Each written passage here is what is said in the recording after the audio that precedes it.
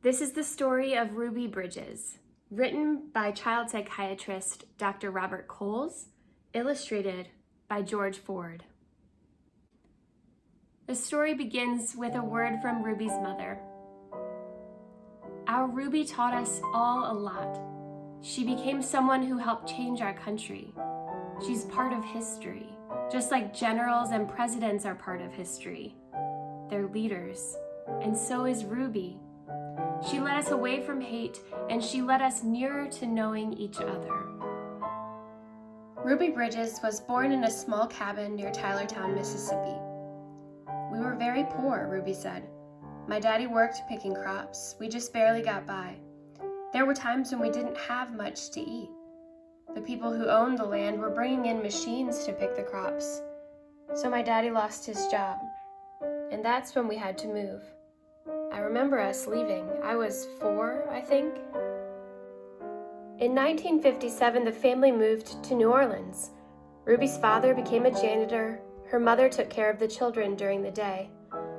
After they were tucked in bed at night, Ruby's mother went to work scrubbing floors in a bank.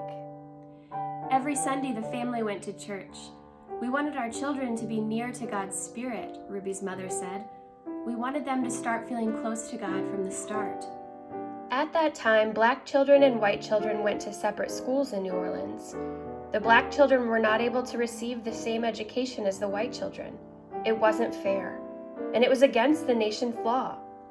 In 1960, a judge ordered 4 black girls to go to 2 white elementary schools. 3 of the girls were sent to McDonough 19. 6-year-old Ruby Bridges was sent to the 1st grade in the William Frantz Elementary School. Ruby's parents were proud that their daughter had been chosen to take part in an important event in American history. They went to church. We sat there and prayed to God, Ruby's mother said, that we'd all be strong and we'd have courage and we'd get through any trouble. And Ruby would be a good girl and she'd hold her head up high and be a credit to her own people and a credit to all the American people. We prayed long and we prayed hard. On Ruby's first day, a large crowd of angry white people gathered outside the Frantz Elementary School. The people carried signs that said they didn't want black children in a white school. People called Ruby names. Some wanted to hurt her. The city and state police did not help Ruby. The President of the United States ordered federal marshals to walk with Ruby into the school building. The marshals carried guns. Every day for weeks that turned into months, Ruby experienced that kind of school day. She walked to the Frantz school surrounded by marshals, wearing a beautiful dress and a bow in her hair and carrying her lunch pail. Ruby walked slowly for the first few blocks. As Ruby approached the school, she saw a crowd of people marching up and down the street. Men and women and children shouted at her. They pushed toward her. The marshals kept them from Ruby by threatening to arrest them. Ruby would hurry through the crowd and not say a word. The white people in the neighborhood would not send their children to school. When Ruby got inside the building, she was all alone except for her teacher, Mrs. Henry. There were no other children to keep Ruby company, to play with and learn with, to eat lunch with. But every day, Ruby went into the classroom with a big smile on her face, ready to get down to the business of learning. She was polite, and she worked well at her desk, Mrs. Henry said. She enjoyed her time there.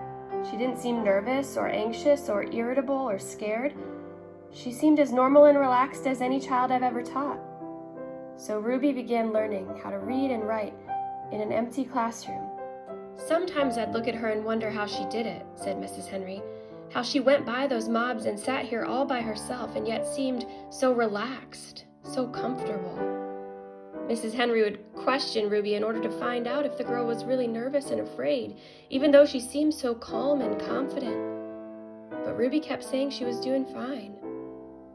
The teacher decided to wait and see if Ruby would keep on being so relaxed and hopeful, or if she'd gradually begin to wear down, or even decide that she no longer wanted to go to school. Then one morning, something happened. Mrs. Henry stood by a window in her classroom as she usually did, watching Ruby walk toward the school. Suddenly, Ruby stopped, right in front of the mob of howling and screaming people. She stood there facing all of those men and women. She seemed to be talking to them. Mrs. Henry saw Ruby's lips moving and wondered what Ruby could be saying. The crowd seemed ready to kill her. The Marshals were even frightened. They tried to persuade Ruby to move along. They tried to hurry her into the school, but Ruby wouldn't budge. Then Ruby stopped talking and walked in the school. She went into the classroom. Mrs. Henry asked her what happened. Mrs. Henry told Ruby that she'd been watching and that she was surprised when Ruby stopped and talked with the people in the mob. Ruby became irritated. "I didn't stop and talk with them," she said. "Ruby, I saw you talking," Mrs. Henry said. "I saw your lips moving." "I wasn't talking," said Ruby. "I was praying. I was praying for them." Every morning, Ruby had stopped a few blocks away from the school to say a prayer for the people who hated her. This morning she forgot until she was already in the middle of the angry mob. When school was over for the day, Ruby hurried through the mob as usual. After she walked a few blocks and the crowd was behind her, Ruby said the prayer she repeated twice a day, before and after school. "Please, God, try to forgive those people, because even if they say those bad things, they don't know what they're doing. So you could forgive them, just like you did those folks a long time ago when they said terrible things about you."